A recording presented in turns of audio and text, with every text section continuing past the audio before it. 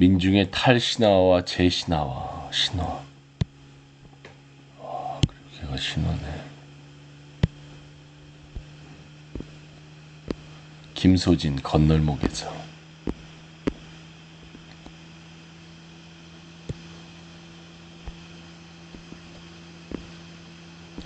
김소진이 1996년에 발표한 건널목에서는 그의 단편소설 중에서 이를테면 열린사회와 그 적들이나 이름을 똑같이 했어. 칼포퍼 아니야?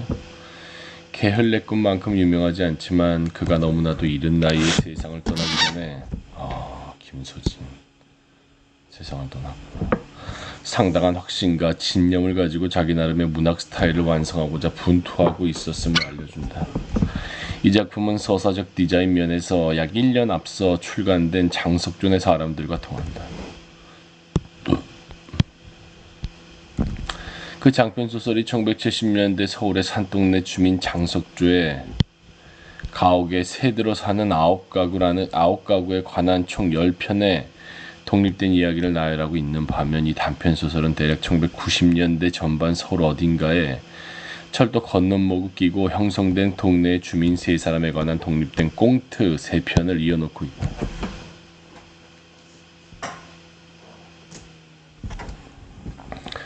첫째는 시내에 나갔다가 무단으로 화물열차를 타고 동네로 돌아오는 신발 행상 안씨의 일화.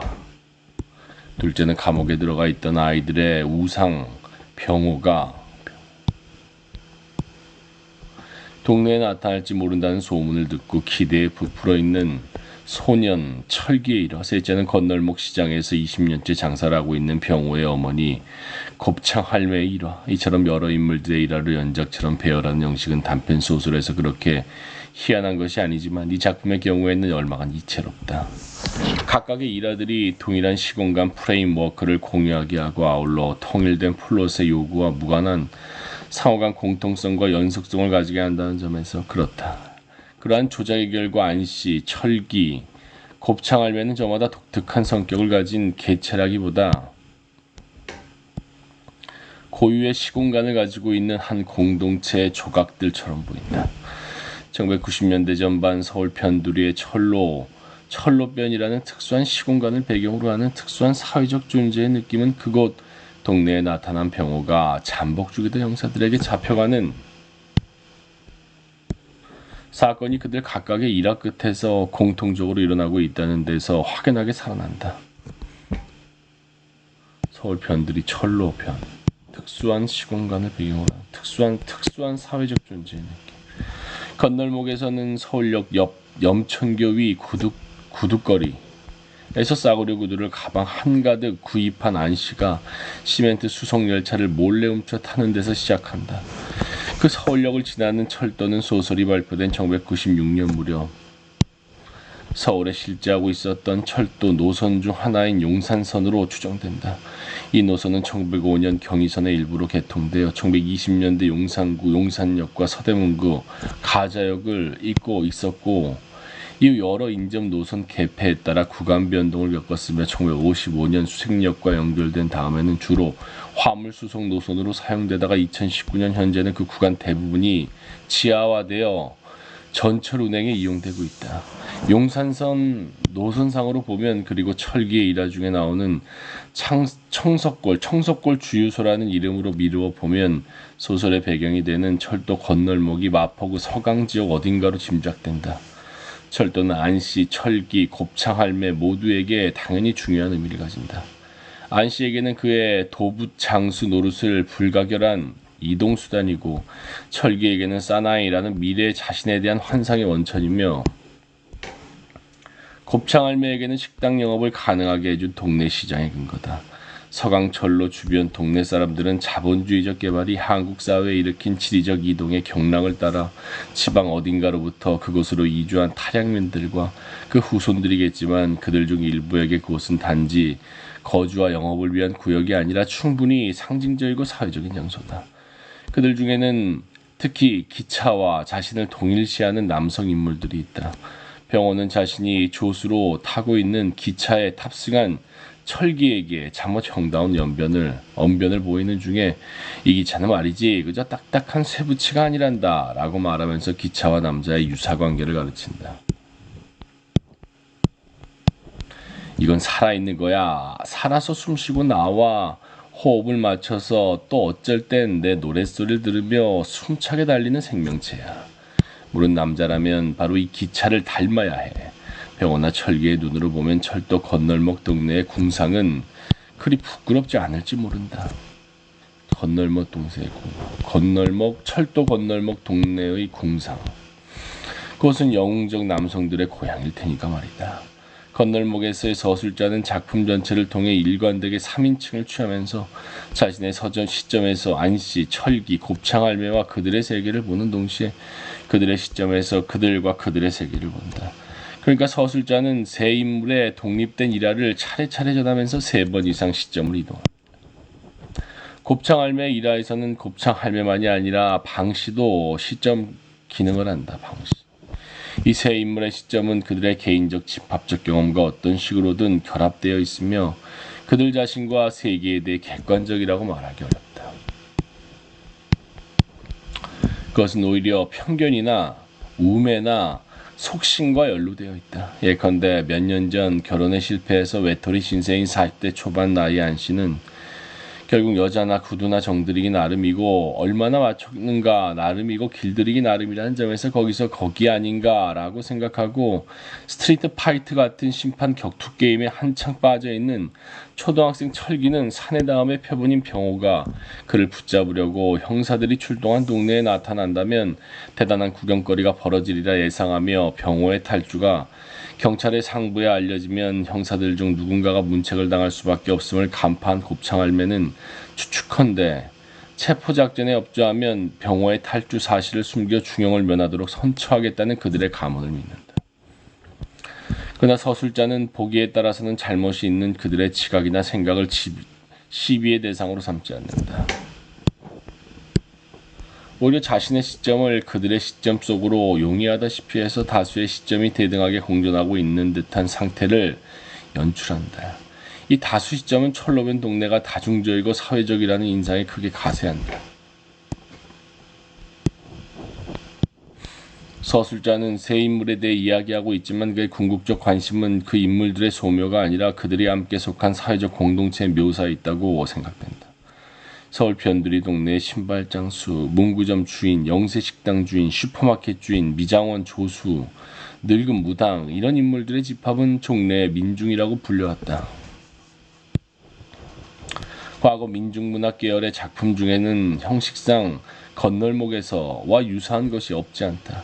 그 중에서 이 소설의 법례가 되지 않았을까 추측되는 것도 있다. 황석영의 단편소설 돼지꿈이 그것이다. 작품의 3인칭 서술자는 화학공장과 인접한 하천변 판자천 동네를 배경으로 다수 인물에 대한 이야기를 다수 시점에서 들려준다. 그 시점 인물은 고물 수집으로 생계를 삼고 있는 강씨, 전남편과의 사이에서 태어난 남매를 데리고 있는 강씨의 아내, 포장마차 영업을 하고 있는 덕배, 수출용, 전자제품 박스 하천공장 공원인 강씨의 아들 근호등이다. 두 소설의 다수 시점 인물들의 차이는 있다. 건널목에서 등장하는 시점 인물들이 단지 한 동네 주민인 반면 돼지꿈에 나오는 시점인 인물들은 강씨 가족을 중심으로 한다. 한 동네 인물과 가족. 서사 형식에도 차이가 있다. 전제가 플롯 없는 일화, 배치 형식을 가지고 있는 반면 후자는 아비 없는 아이를 출산하기 직전인 강씨의 딸 미순을 둘러싸고 문제 해결의 플롯을 전개한다. 그러나 도시변들이 민중 집단의 존재를 강력하게 환기한다는 공통의 특징에 비견주어 보면 그 차이들은 대수롭지가 않다. 게다가 두 소설에는 민중의 일체성이 현 시대는 마치 집합적 조화의 의례 같은 의미를 지니는 다수 인물들의 공동 식사가 공통적으로 중요한 서술 대상이 되어 있다. 건널목에서의 동네 사람들은 어둠이 내린 철로변 시장통에 모여서 곱창 할매가 마련한 음식을 먹고 돼지꿈에 마을 사람들은 해질녘 빈터에 나가 불을 피우고 강씨가 얻어온 죽은 셰퍼드를 조리해서 나눠 먹는다. 김소진은 돼지꿈이 자신에게 얼마나 감동적인 작품이었던가를 밝힌 평문을 쓰기도 했으니 건널목에서의 본문에 그 민중문학의 명작에 대한 오마주의 편향이 어른거리더라도 별로 놀랍지 않다. 김소진은 그의 세대 작가 중에서 드물게 민중문학의 전통을 계승했다는 평가를 생전에 이미 받고 있었다. 1970년대 황석영과 그 밖의 작가들의 작업을 통해 확립된 민중 현실 묘사의 관습들, 예컨대 지역적, 계급적 방언의 포용, 식욕과 성욕 같은 단순한 자연 본능 강조, 공동체주의적 덕성에 대한 조명, 빈곤과 원한의 집합적 경험의 상기 등은 김소진 소설에도 짙은 영향을 남기고 있다. 하지만 돼지꾼과 건널목에서 사이에는 1970년대와 1990년대의 거리에 상응하는 차이가 존재한다. 돼지꿈을 조금 자세히 보자. 강씨 가족 하루의 일에 대한 서술에는 그것이 어느 시대의 일인가를 오차없이 상기시키는 세부 묘사가 들어있다. 예컨대 폐품을 모으려고 돌아다니던 강씨가 강남학교 앞을 지나다가 만난 아주머니로부터 땅에 묻어달라는 부탁을 받고 리어카에 실어 복날 보양식용으로 마을로 가져오는 shepherd 사체. 언제나 회색빛 폐수가 쾌여있는 길을 따라가서 담장이 쳐진 공장 건물들과 높다랗게 쌓인 쓰레기 더미를 지나면 시야에 들어오는 콜타르의 종이로 지붕을 얻고 주저앉아 있는 움막집들, 노사 갈등에 휘말리면 자기만 손해라고 생각하는 공장에서 일하던 중 손가락 3개를 기계에 잘렸지만 일당백에 100가량 되는 치료비를 받게 되자 한 땡 잡았다고 기뻐하는 강씨의 아들 등등. 이 인상적인 세목들을 통해 서술자는 강씨 세대와 그 밖의 마을 사람들이 자본주의에 의한 계급 형성과 분할의 난폭한 과정 속에 출현한 빈민들이며 산업자본의 충격에 속절없이 노출되어 생계를 위한 사투의 나날을 보내고 있음을 알려준다. 따라서 마을 사람들이 한여름 저녁 어느 공장 부지 빈터에 모여 덩치가 장정만한 세퍼드의 살을 뜯어먹으며 벌이는 잔치는 농촌으로부터 도시로 이월된 복날 의례에 그치지 않는다. 그것은 무자비한 개발의 시대가 가져온 빈궁화와 불구화의 위험이 그들의 몸속 깊은 곳으로부터 배양한 야성적 활력의 집합적 현시다. 건널목에서의 동네 사람들의 일상에도 그들이 어떤 시대를 살고 있는가를 알려주는 표시들이 있다. 안씨는 고급 상패에 밀려난 이른바 족방에서 제작한 구두를 팔고 철기는 스트리트 파이터 게임을 하고 미스정은 사랑은 연필로 쓰세요 라는 노래를 부르고 시장거리에서 점호 중에 호프를 가진 영세 주점들이 경합 중이다. 그러나 그들의 생활에서는 그것 한가운데를 통과하며 그것에 일정한 벡터를 부여하며 전진하는 역사의 운동이 느껴지지 않는다. 역사의 운동. 그도 그럴 것이 그들의 생활은 모든 사람을 멀리든 가까이든 역사의 리듬과 이어지게 하는 계급적으로 분화된 노동의 긴장을 결여하고 있기 때문이다. 그들의 생활, 죽이네.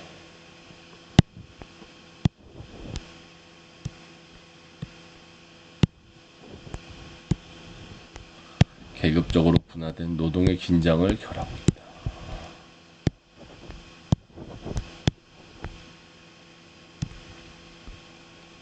안씨의 일화, 철기의 일화, 곱창할매의 일화 모두 황석영의 민중 이야기와 달리 자본과 노동의 모순에서 멀찌감치 벗어나 있다. 철로변 사람들이 여름 저녁 곱창할매가 걸판지게 마련한 공짜 음식을 먹는 동안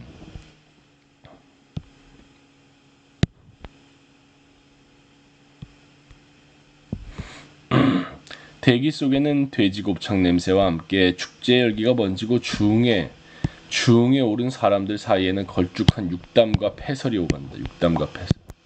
그러나 여기에 연극적 혹인이 있어도 야성의 활력은 없다. 연극적 혹인이 있어도 이 표현. 연극적인 혹인이 있어도 야성의 활력. 연극적 혹인이 있어도 야성의 활력은 없다.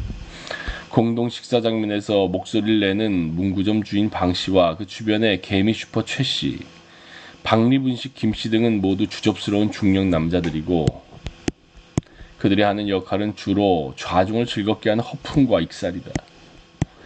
이 철로변 사람들의 특징은 1970년대와 80년대를 통해 다양한 변혁 담론 영역에서 지속적으로 구축된 한국현 대문자 역사의 주체자리에 서는 민중이라는 신화가 1990년대에 들어 시세를 잃은 사정과 조응한다. 이런 표현이 너무 좋아. 1990년대에 들어 시세를 잃은 사정과 조응된다. 그들은 탈신화와하는 민중의 한 형상처럼 보인다. 건널목에서의 저자가 하고 있는 민중의 탈신화 작업, 민중의 탈신화 작업은 기존 김소진론에서 종종 주목되었고 다른 용어들로 기술된 바 있다. 김소진론의 기조를 잡은 평론 중 하나에서 정홍수는 김소진 소설의 아버지와 어머니 묘사는 세상에 변두리 삶이 이루어낸 엄숙한 사실의 자리를 껴안으려는 노력이며 그로부터 비롯되는 리얼리즘은 중심의 질서가 자랑하는 휘황함과 허위에 대한 비판을 함축한다고 썼다.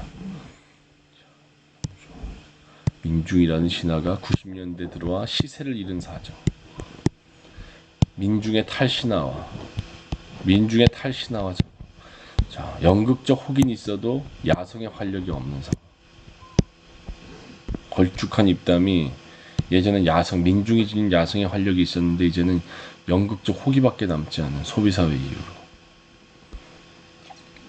변두리 삶이 이루어낸 엄숙한 사실의 자리를 껴안으려는 노력이며 그로부터 비롯되는 리얼리즘은 중심의 질서가 자랑하는 휘황함과 허위에 대한 비판을 함축한다고 썼다.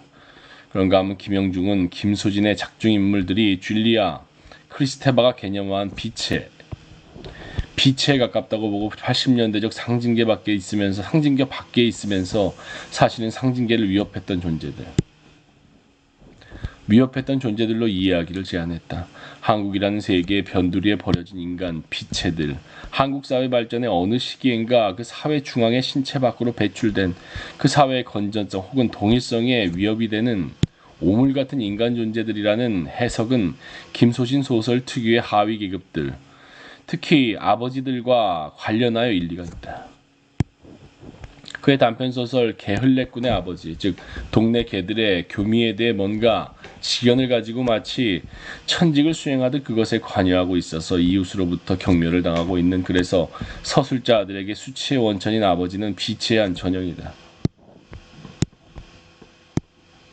그는 개 흘레붙이기라는 행위 속에서 크리스테바가 묘사한 빛의 작용 중 하나, 즉 인간 사회가 자신의 문화 영역을 구획하기 위해 배제한 동물들의 혹은 동물적 형향들의 세계, 예컨대 섹스와 살인으로 대표되는 세계를 끊임없이 회귀시키는 작용을 한다. 빛의 형 남성은 건널목에서 중에서 개 흘레꾼 형상만큼 명확한 형태로는 아니지만 빠지지 않고 등장한다. 작중의 중년 남자들은 모두 인간 사회가 자연과 문화, 동물성과 인간성의 복합체임을 상기시킬 뿐 아니라 후자보다 전자에 가까운 생존 양식을 예시한다.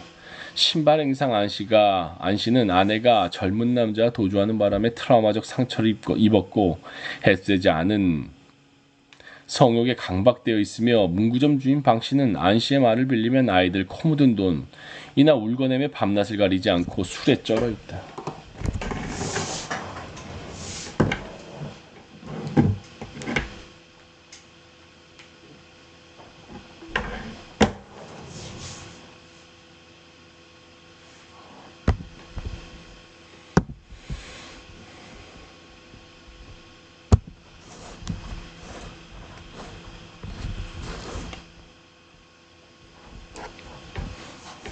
술에 쩔어 있다.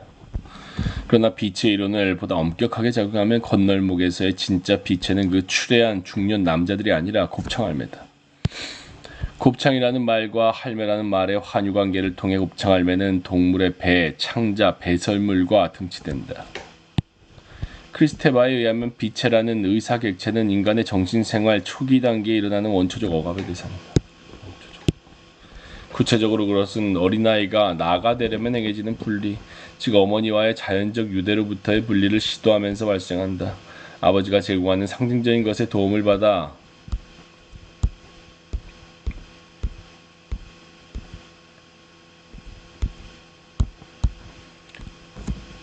어린아이는 자신을 속박하고 있는 모성적 존재에 저항하면서 그 존재를 배격하고 거절한다. 그러면 부성적인 걸 받아들이고 모성적인 걸 거부한다는 거야. 모성적인 건 자연적 유도니까 분리를 시도하면서 나가 되려면 행해야 하는 분리. 이 배격하기, 거절하기, 스스로를 거절하기가 바로 비체화하기다. 비체화는 나르시시즘의 조건이며 바로 그렇기 때문에 비체는 나르시시즘적 나에게 역겨운 동시에 친근하고 공포스러운 동시에 매혹적이다. 곱창할매를 보면 그녀는 음식 냄새를 피우고 살피가 두툼하고 다리를 저니 노추의 육화인 듯한 반면 동네 사람들에게 천진한 즐거움의 계기를 만들고 있다. 그녀 덕분에 성사된 공동 식사 장면은 사실상 희극의 것이다. 식탁에 둘러앉은 남녀들은 희극의 전개 중에 일어나는 억압된 심리적 에너지의 자유로운 방류를 연상시키는 유쾌하고 외잡스러운 대화를 즐긴다. 그들 중에는 셰익스피어의 광대들, 서유기의 트릭스터들, 이문구의 농민들 사이 어딘가에 그의 자리가 있을 듯한 익살꾼도 있다. 건널목 동네가 살면 살수록 전국인, 진국인 이유가 좌중의 화제에 오르자 말할 기회를 잡은 방씨는 먼저 옆자리에 미스정에게 들으라는 듯이 소리나게 방귀를 뀌고 그런 다음 그 이후로 다름 아니라 방값이 싸다는 것, 그리고 기차에 한번 정이 붙으면 떼기 어렵다는 것을 든다.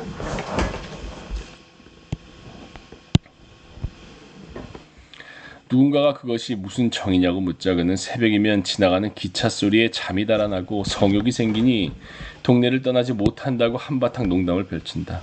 성욕과 같은 몸의 요구는 건널목 사람들을 비체답게 하는 두드러진 이유다. 곱창 할매는 자기가 만든 요리를 내놓으면서 여름 더위와 싸우다 보면 몸에서 열기가 빠져나가니 곱창 같은 고기를 먹어 벌충해야 한다고 말한다. 몸의 요구는 오줌이 마려운 순간에 안씨나 방씨처럼 사람을 우습게 만들지만 또한 곱창구이를 함께 먹는 순간에 유머처럼 사람 사이를 친근하게 만든다. 방씨가 식탁에서 정이라고 부른 것은 몸의 요구에 따르는 삶, 그것이 주는 선물이자 그것을 살게 하는 힘이다. 정의 힘에 관한 통찰은 결국 여자나 구두나 정들이기 나름이라는 그런 점에서 모든 여자 모든 구두는 달라봤자 거기서 거기라는 안씨의 투박한 말에 요약되어 있다. 생각하면 정에 없고 정에 운다는 속어만큼 건널목 사람들의 인생에 대한 정확한 묘사도 없을 것이다. 안씨는 시골 곳곳을 돌아다니며 여자용 샌들 장사로 재미를 보던 시절에 샌들 5컬레를 주고 젊은 과부를 사서 정력을 떨쳤던 때를 흐뭇한 마음으로 추억하는가 하면 탑승한 화물 열차의 어둠 속에서 아내에게 배신을 당한 자신을 상기하며 뜨거운 소주를 들이킨다. 정의, 희비극 부스러기는 비교적 근자의 건널목으로 흘러들어 외롭게 살고 있는 듯한 미스정의 사파에도 들어있다. 서술 시간상 어제 건널목에서 떨어진 지역의 허름한 산부인과에 몰래 들러서 다만 소년, 철기를 마치 수호천사처럼 데려가 산부인과 건물 입구에서 기다리게 하고 모종의 처치를 한 1시간가량 받았던 그녀는 모종의 처치를 1시간가량 받았던 그녀는 오늘 곱창 회식 자리에서 술에 취해 사랑은 연필로 쓰세요 라는 노래를 질러대는 목소리로 그녀 자신이 잘못된 사랑에 빠져 마음을 다친 듯이 부른다. 그러나 세상은 정의 이치에 따라 돌아가지 않는다. 세상은 오히려 사람들로 하여금 법이 명하는 바대로 몸의 요구를 억누르게 한다. 건널목 사람들의 이야기에는 몸과 법의 대립이 감추어진 장면들이 있다. 대표적인 것이 익사를 부려 좌중을 웃기다가 오줌이 마려워진 방씨가 곱창 할매에게 화장실 열쇠를 달라고 하려고 술청 안으로 들어갔다가 그곳에서 식탁 하나를 차지하고 잠복 근무 중인 두 형사와 맞닥뜨린 장면이다. 방씨는 그들 눈이 마주치자 예사 사람이 아닌 것 같은 그들의 인상에 온몸이 굳는 듯한 느낌을 받고 그들에게 불려 세워져 그들이 경찰 떨거지임을 알고는 가슴이 덜컥 내려앉으며 도주 중인 병호의 소재와 관련한 문답을 주고받은 다음에는 갑자기 요의가 가셔버렸음을 느낀다. 몸의 요구에 대한 충직성과 법의 명령에 대한 순종성은 반비례 관계다. 몸의 요구에 대한 충직성, 법의 명령, 몸의 요구와 법의 명령, 반비례. 그러므로 건널목 사람들에게서 위협적 행위가 발견되는 것이 이상한 일은 아니다. 철기는 그가 숭배하는 병호가 과거에 그러했듯이 뒤쪽에 물건을 싣고 달리는 차가 건널목에서 속도를 줄이면 운전자 몰래 차의 후미에 올라붙어 물건을 훔쳐내는 후장가기의 명수다. 철기처럼 몸의 요구가 왕성한 아이들만이 아니라 어른들 역시 필요하다면 법을 무시한다. 안씨는 열차를 몰래 훔쳐 타고 그냥 덤으로 흘러가는 묘미를 알고 있고 병호는 그를 이송 중인 열차에서 단속이 느슨한 틈에 뛰어내려 도주한다. 동네 사람들의 몸의 보양자 곱창 할매는 강원도 철원 지역에서 남편과 함께 살던 때 군부대에서 빼돌려지는 군수품을 받아 장사를 했다. 그녀는 신출귀몰한 솜씨로 물건을 나르고 추적을 따돌려 헌병대에서 첫째가는 주의 대상이었다. 이 위법 행위들은 어떤 모범 국민들에게는 금지를 요하는 죄악이겠지만 사회의 생리에 대해 밝은 눈에 다르게 보일 여지가 많다. 사회의 생리에 대해 사회 진보의 역사적 증거들 예컨대 노예 해방 투쟁이나 여성 참정권 운동이 과거 어느 시기에는 범죄였음을 상기할 필요가 있을까? 범죄는 공중건강의 요인 즉 모든 건강한 사회들의 필수 부분이라는 유명한 주장을 에밀 듀르켐은 남겼다. 범죄. 모든 건강한 사회의 필수 부분. 일탈을 위한 어떤 여지도 없는 사회. 준법과 수능이 철칙인 사회는 변화할 동력을 결여한 사회가 아닐 수 없다. 준법과 수능이 철칙인 사회. 그렇다면 건널목 사람들의 위법은 어떤 사회적 변화를 향한 길일까? 그게 1990년에 이 시세를 잃었다는 거야. 이 위법이 사회 변화의 동력의 힘을 잃었다는 거지. 이게 민중신화의 탈신화야. 그렇구나. 소비사회 이후에는 이 위법이. 답을 찾아내려면 그들의 욕설과 범죄를 통해 농락하는 것이 주로 무엇인지에 대해 주의할 필요가 있다. 곱창할매 술청의 형사들을 피해 다급하게 밖으로 나온 방씨는 동네로 돌아오는 차민 안씨를 만나자 주위의 형사들이 깔렸을 거라고 알리며 그들을 황개비라고 피해한다. 철원 지역에서 군수품 장사를 하던 시절에 언젠가 곱창할매는 헌병들에게 범행이 들통나자 그들의 기울과 권위의 상징인 하이바를 훔치고 그것들을 돌려주는 조건으로 체포를 면했다. 그들이 농락하는 경찰과 군대는 말할 것도 없이 국가가 독점하고 있는 폭력의 양대기구다. 그들의 위법이 현존 사회 전체의 변화에 대한 요구를 나타낸다면 그들의 위법, 변화에 대한 요구. 그것은 국가의 폭력으로부터 사회가 해방되어야 한다는 요구라고 해도 틀리지 않는다. 알다시피 국가와 사회는 실세상으로 제도들과 형식들을 공유하거나 원리상으로는 서로 다른 존재다. 완전히 원리가 다르지. 비슷해 보이지만.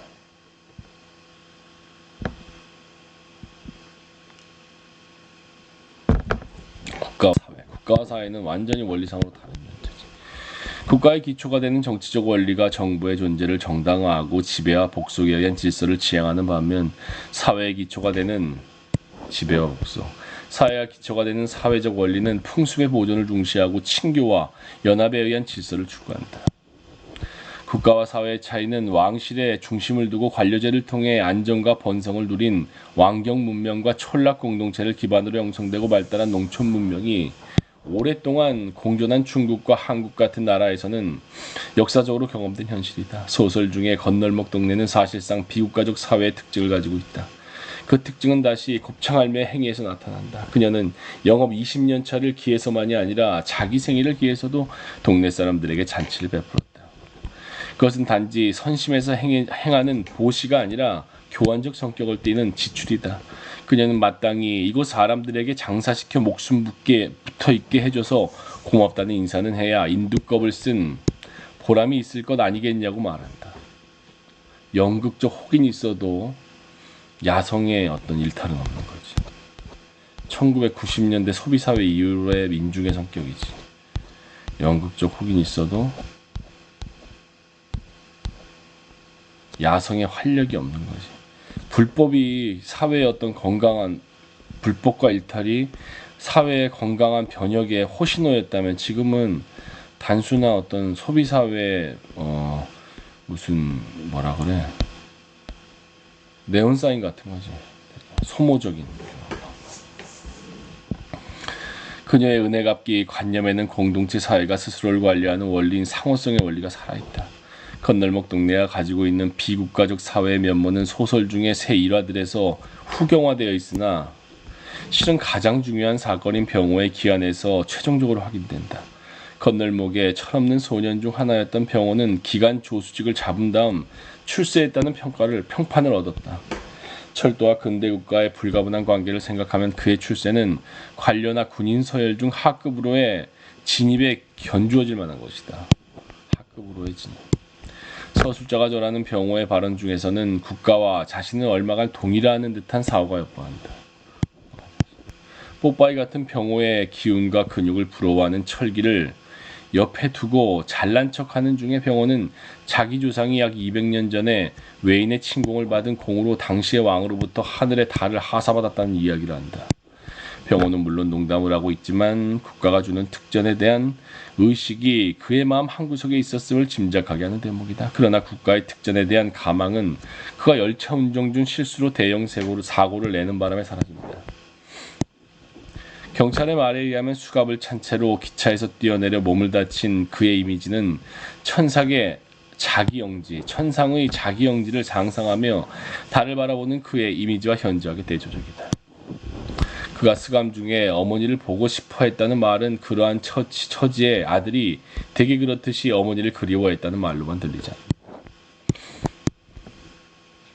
국가, 천상의 달로의 상승 대신 사회, 어머니의 동네로의 하강을 선택한다는 암시도 들린다. 그는 몇 년 전 안씨가 아내를 잃은 충격으로 철도 자살을 꾀했을 때 안씨를 향해 달려가던 기관차에서 날쌔게 뛰어내려 안씨의 목숨을 구한 사람이었다.